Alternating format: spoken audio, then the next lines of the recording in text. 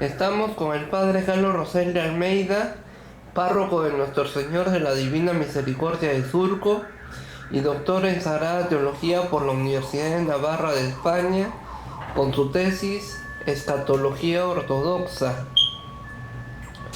Hoy vamos a hablar sobre el libro del Antiguo Testamento, Malaquías. Padre, ¿quién fue Malaquías? Malaquías es un profeta que va a predicar en la época de la dominación persa y no tenemos más datos sobre su vida.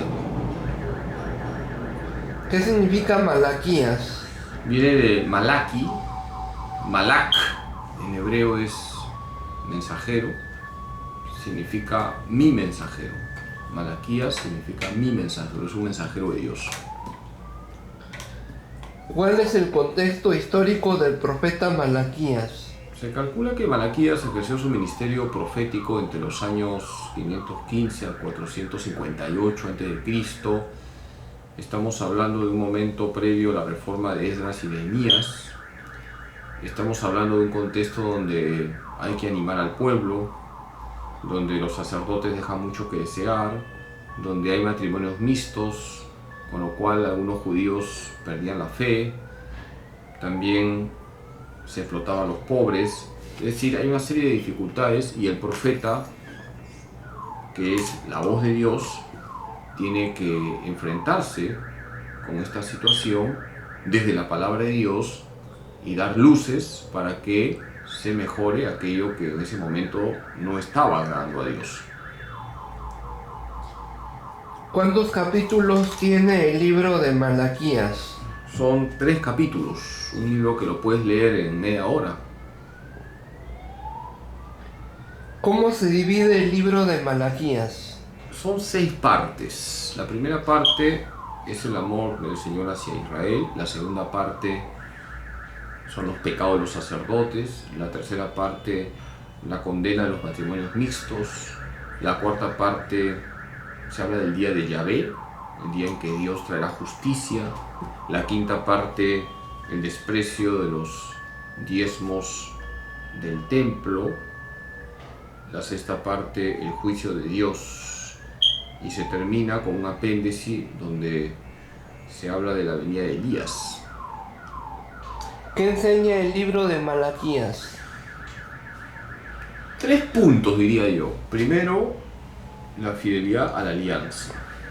Hay que ser fieles a la alianza. Todos los males que ocurren al pueblo son el efecto de pisotear la alianza. Por lo tanto, primera idea, la fidelidad a la alianza. Dios es fiel, Dios quiere la fidelidad de su pueblo. Y se usa la imagen también de la unión matrimonial, como puedes ver en Malaquías 2:14. Hay una alianza matrimonial entre Dios y su pueblo. La segunda enseñanza es que se anuncia que va a venir un culto insuperable, un culto mejor, desde donde sale el sol hasta el ocaso, dice Malaquías 1:11. Se está anunciando el culto que traerá Jesucristo. Cristo mismo es el culto. Y una tercera enseñanza es que se anuncia la venida del día de Yahvé, que será un día donde habrá justicia de verdad, plena. Antes del día de Yahvé vendrá un misterioso mensajero, dice Malaquías 3:1. Y también Dios va a juzgar en primer lugar a los sacerdotes, Malaquías 3:3, y será el triunfo de los justos. Por lo tanto, tenemos 3 ideas en el libro de Malaquías: la fidelidad a la alianza, el anuncio de un verdadero culto, de un culto insuperable, y el anuncio del día de Yahvé. ¿Y cómo debe ser ese culto insuperable? Ya lo tenemos, es la Eucaristía. Ya lo tenemos. Vive bien la misa. La misa es la actualización del sacrificio de Cristo. Cristo ha hecho el único sacrificio que salva, el sacrificio de la cruz. Ese mismo sacrificio se actualiza en cada misa. ¿Y cuándo va a ser el día de Yahvé? No lo sabemos. No sabemos el fin del mundo, no sabemos la fecha en que terminará la historia y no interesa. Seguramente tú el domingo has escuchado en el Evangelio, porque fue el Evangelio de este domingo, como Jesús dice, está en Marcos 13:32, que ese día, el día de su segunda venida, La parucía, ¿no? La parucía, ningún hombre lo sabe. También se habla del pecado de los sacerdotes. ¿Qué pecados pueden tener los sacerdotes? En ese momento era el hecho de que no estaban haciendo bien el culto, de que estaban más preocupados con el lucro, de que no eran fieles a la alianza. Y hoy en día, pues, ¿qué pecados tienen los sacerdotes? Los sacerdotes tienen pecados como tú, porque también los sacerdotes son de carne y hueso, entonces hay que rezar por eso, por la santidad y la fidelidad de los sacerdotes. ¿Y por qué tanto se condena a los matrimonios mixtos? ¿Qué es un matrimonio mixto? Un matrimonio mixto es entre parte judía y parte pagana. En ese momento hay que meternos en ese contexto histórico, porque cuando un judío se unía con una pagana, por lo general el judío perdía la fe. Acuérdate de Salomón, ¿te acuerdas de Salomón? ¿Y la reina de Beersheba? Y no solamente la reina de Saba, sino todas las mujeres que tuvo. Beersheba era, ¿no? No, es la reina del mediodía, así se le llama, ¿no? No, padre, la reina de Salomón, que estuvo con Salomón. La reina que estuvo con Salomón fue la que vino desde Etiopía a visitar a... Claro. Sí. ¿Cómo se llamaba? Ahorita no me acuerdo si es Berseba. ¿Tú dices Berseba? Beersheba. Puede ser, no, tendría que leer, la verdad. Ya. Bueno, continúe con los matrimonios. Continúe con los matrimonios mixtos. Los matrimonios mixtos son parte judía, parte pagana. Entonces, ¿cuál era el problema? Citaba por eso a Salomón. Salomón perdió su fe porque se metió con mujeres extranjeras. Ahí está el problema de los matrimonios mixtos, ¿no? Ya, pero en el corazón no se manda. A veces el amor es así. ¿Por qué había condena en ese concepto del matrimonio? Porque al final los judíos que se casaban con extranjeras terminaban apostatando de su fe, y la fe es un valor, ¿no? El amor no, ciertamente tiene que contraponerse a la verdad, a la fe. O sea, por eso hay, actualizando lo que estoy diciendo, que señalar que si tú, por ejemplo, conoces una chica, puedes estar muy enamorado, pero la chica te va a llevar a una vida donde te alejes de Dios, entonces hay algo que no funciona. Entonces el amor tiene que armonizar también con la relación correcta hacia Dios. No estoy diciendo hoy en día que necesariamente tengas que casarte con una católica, pero sí con quien te cases, la chica con la que te cases, no te puede alejar de Dios. El desprecio de los diezmos del templo. Es que entonces estaba previsto que había que colaborar con el diezmo, era una ley, y despreciar los diezmos era despreciar a Dios y el culto. Hoy en día no se piden los diezmos, pero sí hay que colaborar con la iglesia. Entonces, si una persona no colabora con el culto, está menospreciando a Dios, porque el culto es una expresión de nuestro amor a Dios y debemos preocuparnos porque el culto sea digno, y para que el culto sea digno hay que colaborar. Repito, hoy en día no hay diezmo, cada uno tiene que ver en conciencia cómo ayuda, pero hay que ayudar siempre al mantenimiento del culto. ¿Y con cuánto se debe de colaborar para el mantenimiento del culto? Es que no ¿Con hay una un sol, cantidad con fija. 2 soles, Eso depende, con 10 céntimos? Depende de tu corazón, depende de tus posibilidades y de tu bolsillo. O sea, tú tienes que dar gloria a Dios también con tu bolsillo, así que ya cada uno tiene que ver con libertad cuánto va a colaborar con la iglesia. Muchas gracias. Padre, una consulta. Porque estamos terminando. Una ya. consulta.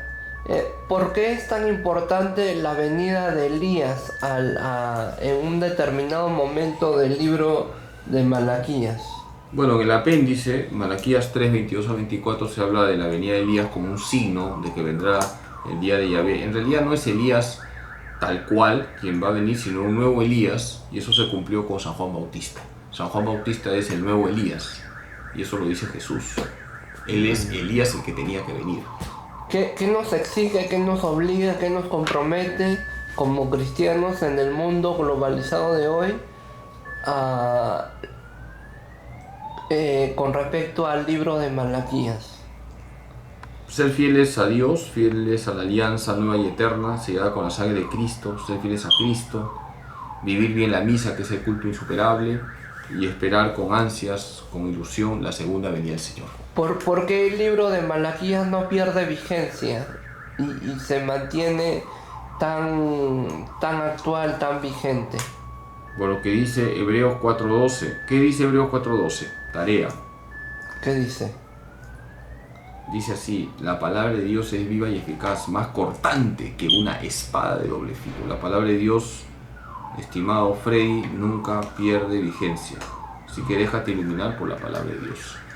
Mira, quiero ya para cerrar este ciclo del Antiguo Testamento. Permíteme unas palabras. Agradecerte porque hoy terminamos los libros del Antiguo Testamento. Hoy cumplo 3 años aquí en esta parroquia, y desde que llegué aquí, como me has estado siguiendo en todas las parroquias que he estado, tú te acordarás, ¿no? Cuando yo llegué y tú viniste con tu cámara, la gente te veía así: ¿quién será este pata, no? ¿Te acuerdas, no? Será su hijo, el hijo negado del padre. Nada de hijo, ¿no? Como la historia novelesca, pues. Hijo espiritual, hermano. Entonces yo agradezco tu preocupación de transmitir la palabra de Dios durante, no sé, pues quizás 8 años, 8 añitos.